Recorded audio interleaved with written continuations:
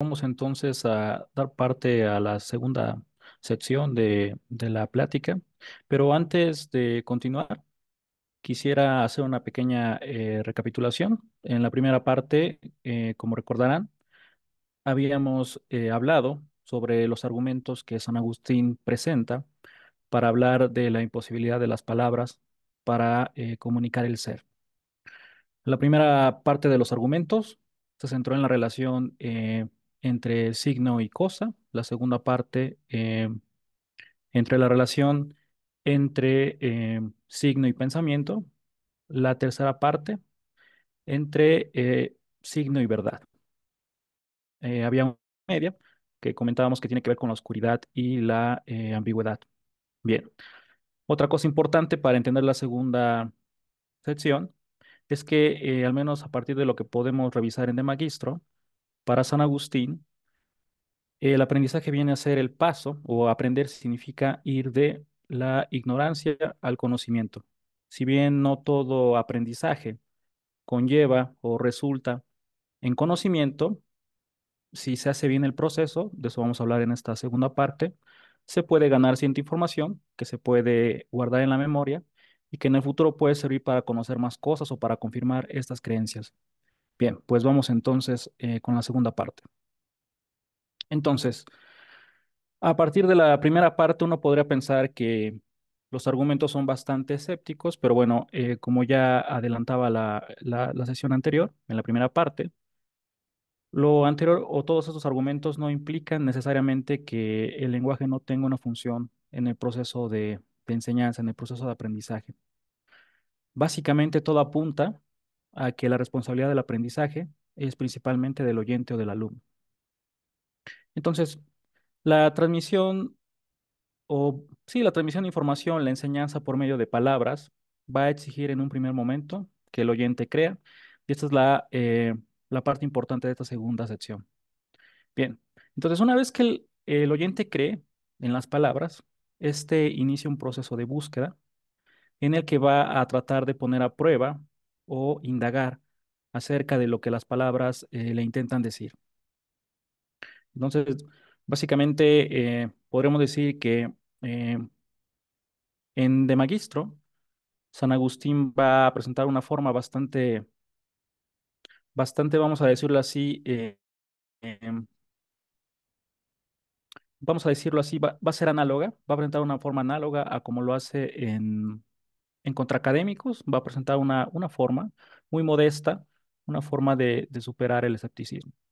Entonces, básicamente, a partir de este momento, a partir del capítulo 14, lo que va a tratar de hacer San Agustín es que, bien, es decir, ok, el lenguaje no va a enseñar de forma inmediata, pero el lenguaje va a tener una función mediática, pues genera creencia, y la creencia es el primer paso para conocer, por así decirlo.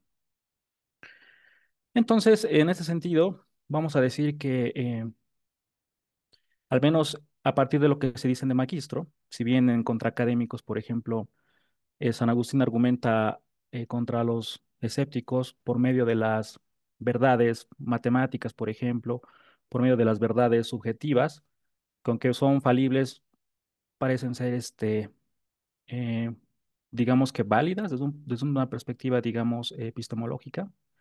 Pues bien, si en Contraacadémicos hace esta argumentación, en De Magistro va a intentar hacer algo similar, va a intentar responder a la duda escéptica, pero a partir del lenguaje y la creencia. Bien, como les comentaba, esta propuesta de interpretación parece ser que contradice la opinión de algunos autores. Mencionábamos el caso, por ejemplo, de Rubén Sanabria, el caso de Domenico Gentili, incluso el caso de Pegueroles. Pero bueno, creo que la interpretación que sustenta, o bueno, la propuesta que se presenta en esta segunda sección se fundamenta a partir de lo que se dice en los parágrafos 33 a 39 de la segunda parte. Dice, cito, pero confieso que, más que saber, creo que todo lo que se lee en esa historia sucedió en aquel tiempo del mismo modo en que está escrito. Y los autores, a quienes damos fe, no ignoraron esta diferencia, pues dice un profeta, si no creéis, no entenderéis. y no habría dicho esto si hubiera juzgado que no cabía diferencia. Así pues, creo todo lo que entiendo, mas no entiendo todo lo que creo, y no por eso ignoro cuán útil es creer, aún muchas cosas que no conozco. Por ejemplo, la historia de los tres jóvenes, se refiere a la historia del pasaje de Daniel. Por lo mismo, aunque no puedo conocer muchas cosas, sé cuánta utilidad puede sacarse de su creencia. Fin de la cita. Bien, entonces, para tener una mejor comprensión del pasaje anterior, vamos a tomar o es necesario tomar en cuenta que después de afirmar que un pasaje bíblico de Daniel, como lo vimos en la primera parte, es insuficiente para conocer la referencia de la palabra Sarabala, San Agustín denuncia, bueno, que cuando él se enfrentó a este pasaje, tuvo que en un primer momento creer en que pues había un mensaje en estas palabras y que este signo, Sarabala, pues representaba a algo, ¿no?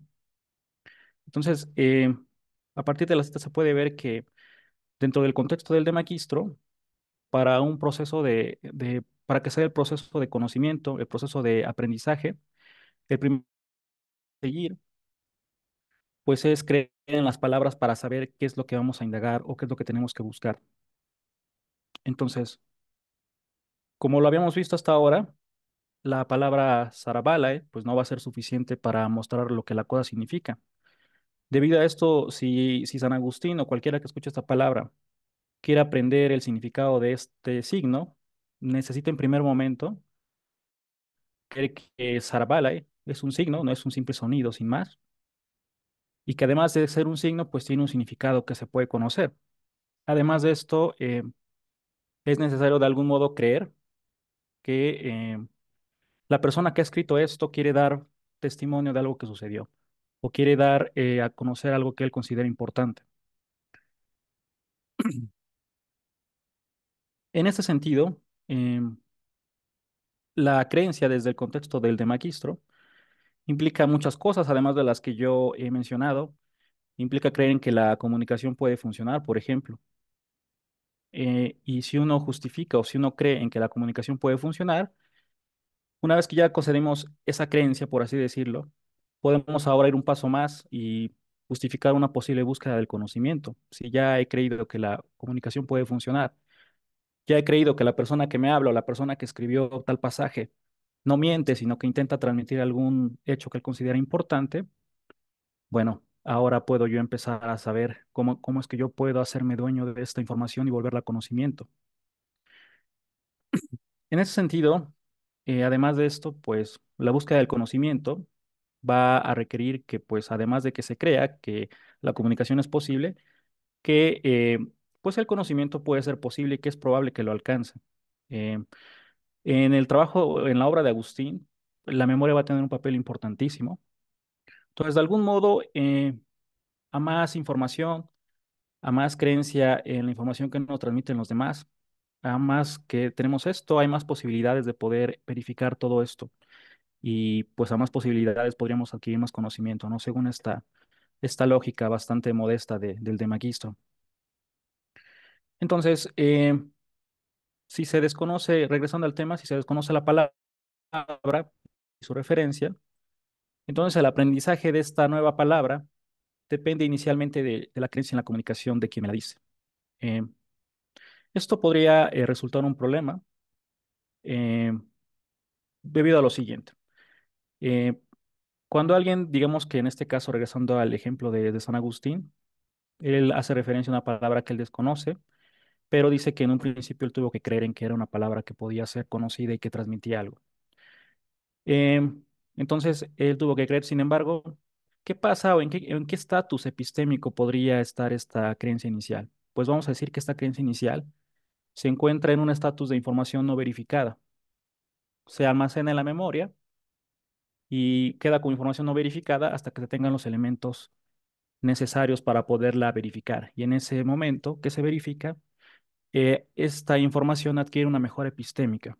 Y aquí es importante mencionar un punto que podría ser objeto de crítica hacia la propuesta de lectura, y es que, por ejemplo, en el texto en ningún momento se habla de información.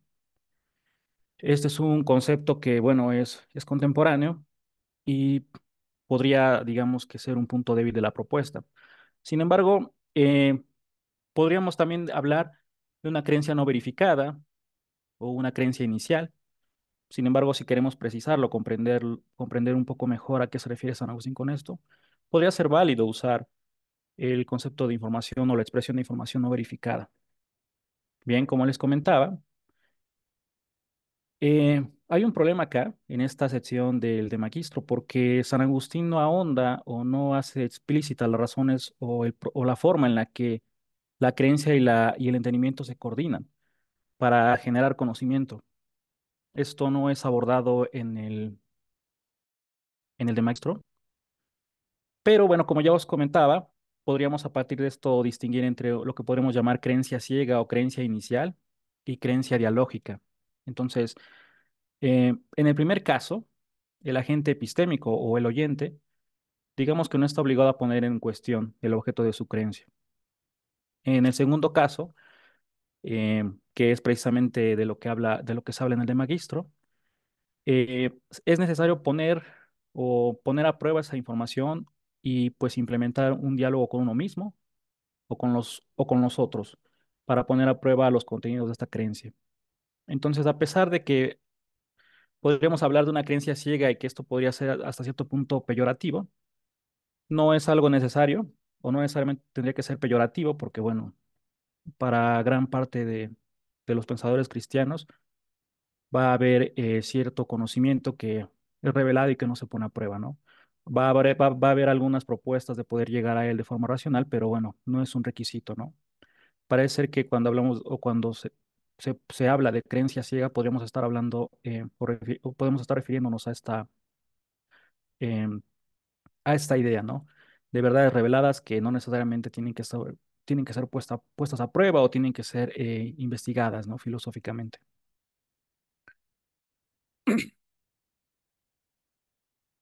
Bien, entonces, ya que hemos tocado el tema, pues, del pensamiento cristiano, pues creo que es importante recordar que, pues, San Agustín es un pensador de esta corriente y, pues, él no tiene ningún inconveniente en considerar que algunas cosas solo se pueden conocer por revelación o por iluminación.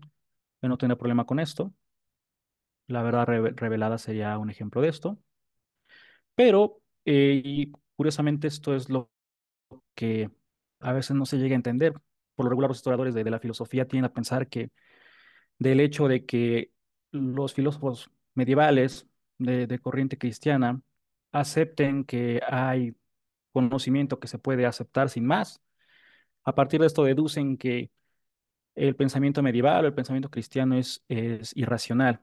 Sin embargo, si somos estrictos, eh, así como San Agustín, no encuentra contradicción en afirmar que pueda haber creencia ciega y al mismo tiempo pueda haber creencia que se puede someter a, a la indagación filosófica.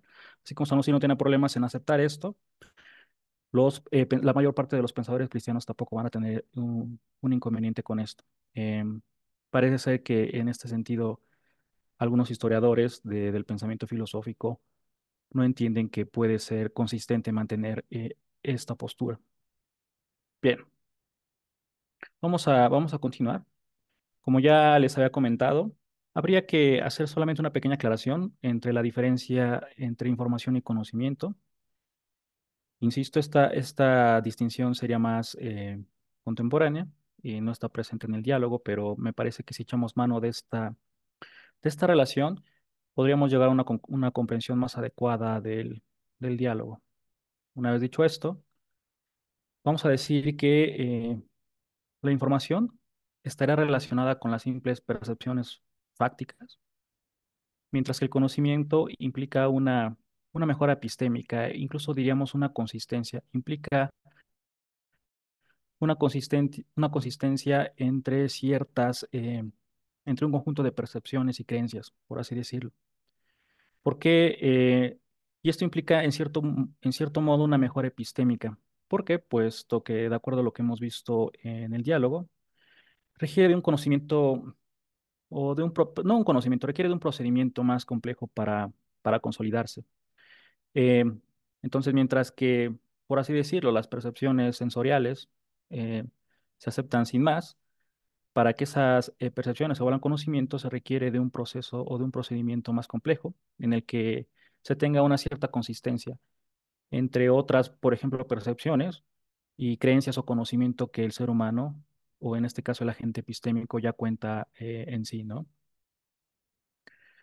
Entonces, podríamos, podríamos, digamos, que dar un ejemplo. Me parece que este ejemplo se encuentra en el mismo diálogo. Me parece que se encuentra en la primera parte. Eh, bueno, una parte. Yo en este caso la adapto para poder mostrar a qué me refiero a esta distinción. Entonces, supongamos que una persona, un observador, eh, cree ver un animal peligroso a lo lejos. En este caso, él tiene cierta información, vamos a decirlo así, cree en sus percepciones, cree en sus sentidos, y ahí no tendríamos conocimiento.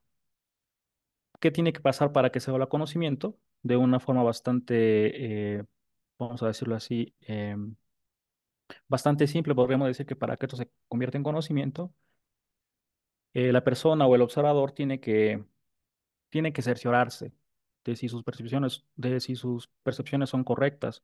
Puede ir a donde cree estar viendo ese animal, puede, digamos que preguntar a alguien más, puede acercarse, tal vez puede tocarlo, ¿no? Puede recordar cómo es que él recuerda que es un animal peligroso, puede observar, por ejemplo, si este animal se acerca hacia él, etcétera.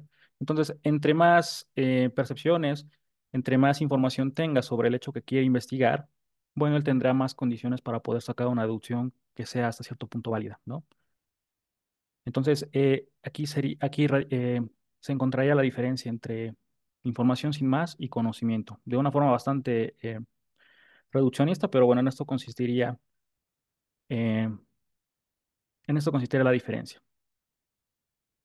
Entonces, vamos a decir que en este sentido se puede afirmar que la información se genera a partir de nuestras percepciones sensoriales, pero el conocimiento se genera a partir del análisis que realiza el intelecto, a partir de esto, a partir de las percepciones sensoriales, a partir de otros factores como la información y conocimientos que tiene previamente en la memoria. A partir de todo esto, él puede, digamos que sacar o par si lo que está percibiendo es adecuado o inadecuado. Y seguramente en este punto estarán pensando que ese proceso puede ser falible, y lo es. De hecho, en ese sentido, si aceptamos esta interpretación, vamos a decir que en este diálogo San Agustín es bastante popperiano, porque digamos que la deducción no siempre será infalible, ¿no? Puede ser que aunque se tenga cierta consistencia entre creencia e información, entre creencias, información, recuerdos, aunque digamos que la deducción o este pequeño sistema sea consistente, puede darse el caso que ocurra un hecho que rompa esta consistencia, ¿no? Y esto es interesante, ¿no? Porque lo que este diálogo nos podría enseñar es que, bueno, el ser humano siempre va a ser un proceso de aprendizaje constante, ¿no? Eso podría ser interesante. Y bien, desde esta perspectiva, la información que se encuentra del lado de la creencia es, tiene un estatus menor, por así decirlo, y bueno, el conocimiento, que es el resultado de este proceso, va a estar más dentro del terreno de la verdad y es ya, digamos, información verificada. Aquí quisiera leer una cita que es un poco extensa, pero que de algún modo permite ver cómo es que San Agustín lo intenta expresar. Cito. Quisiera hacerte creer que no he formado juegos que en algo desdigan, aunque tal vez estemos jugando. Pero en tal caso, no lo consideres juego de niños. Tampoco me detengo en cortos o medianos valores. Y no obstante, si dijese que hay una vida bienaventurada y eterna, a donde, con la ayuda de Dios, es decir, de la misma verdad, deseo seamos conducidos por ciertos escalones apropiados a nuestro débil paso, temerá parecer culo entrar en este camino tan sublime por el examen de los signos, más bien que de las cosas que ellos representan. Por tanto, Me perdonarás si me detengo contigo en consideraciones preliminares, no por jugar, sino por ejercitar las fuerzas y agudeza del entendimiento, con las cuales podamos, a más de soportar, amar el calor y la luz de aquella región en la que la vida es bienaventurada. Fin de la cita. Este pasaje es bastante interesante porque, de acuerdo con lo que se ha expresado en esta cita, la creencia suscitada es, eh, es un mecanismo, es un medio por el cual el intelecto se ejercita. Eh, ¿Por qué? Porque, como hemos visto, en tanto que la información se tiene en un estatus de no verificada, y esta creencia puede ser almacenada en la memoria y nos va a permitir intuir, reflexionar, hasta llegar a un punto en el que podamos verificar dicha información y convertirla en conocimiento. Y a partir de eso, ¿qué podríamos decir? Bueno, que si es correcto que el lenguaje solo puede suscitar el recuerdo o la creencia, que es la tesis con la que inicia el diálogo, y que el aprendizaje está en función del alumno, entonces existen dos conclusiones en el texto.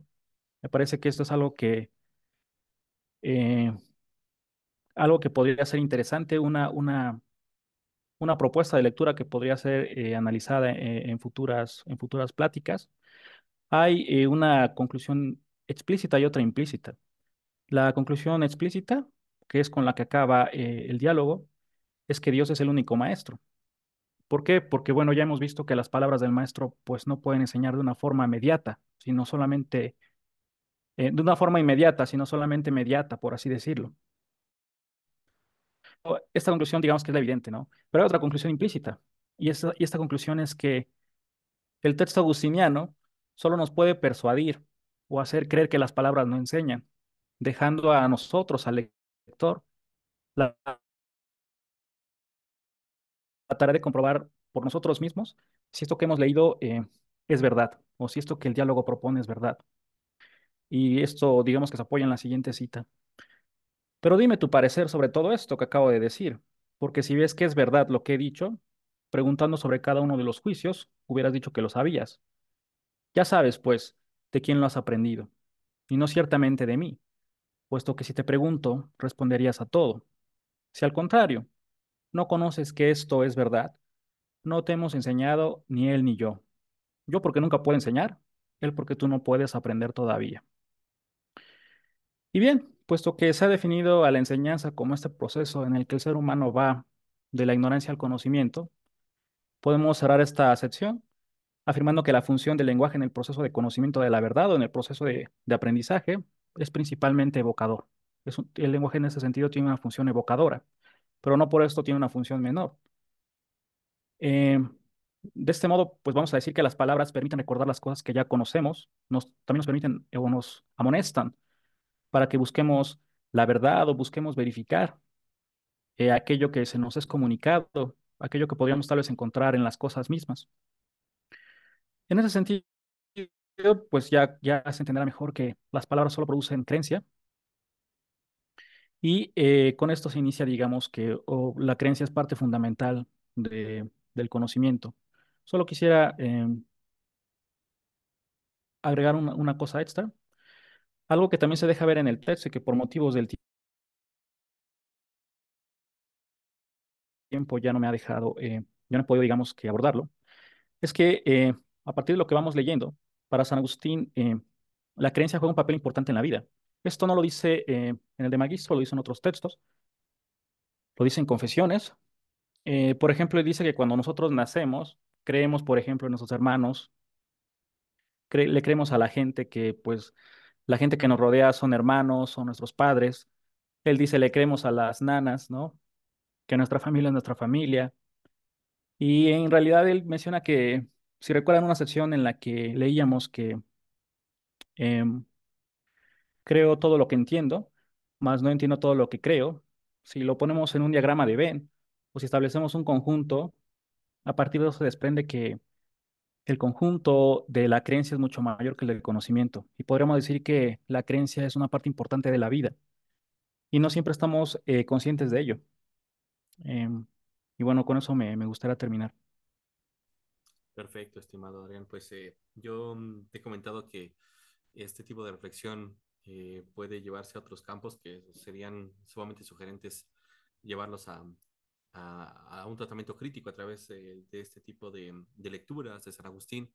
Por ejemplo, en el proceso de traducción, cuando tenemos entradas léxicas y campos semánticos, digamos, como contenidas a través de este continente nominado entrada léxica, o los aparatos pipilográficos o también de referencia semiológica que remiten a un campo restringido a determinados autores, ¿no? Y el cómo, digamos, son posicionados para que los traductores eh, aborden, ¿no? Digamos, una versión de alguna obra de estos escritores y que muchas veces entra en tensión esta cuestión entre la creencia y eh, el conocimiento, ¿no? Y que me parece sumamente sugerente, ¿no? Y que creo que daría para muchas reflexiones, pero pues podemos finalizar esta sesión y te agradezco mucho, Adrián, por tu aporte. Y pues nada, no sé si quieras comentar algo para finalizar, pero fue sumamente sugerente tu reflexión. Sí, es solo concordar contigo en esto que mencionabas. Efectivamente, esto tendría bastante relación con otros campos, por ejemplo, en el caso de la traducción.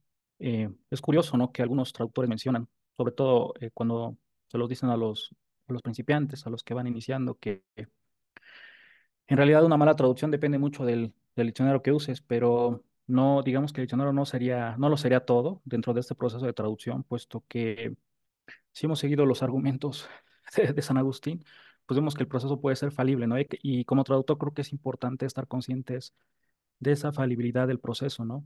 Y intentar, pues, siguiendo los consejos agustinianos, intentar, pues, hacer una traducción consistente con el corpus.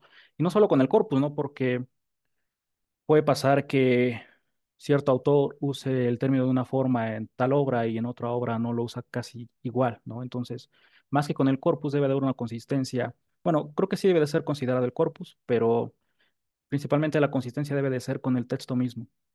Eso es interesante. Y no sé, igual, mientras hablabas,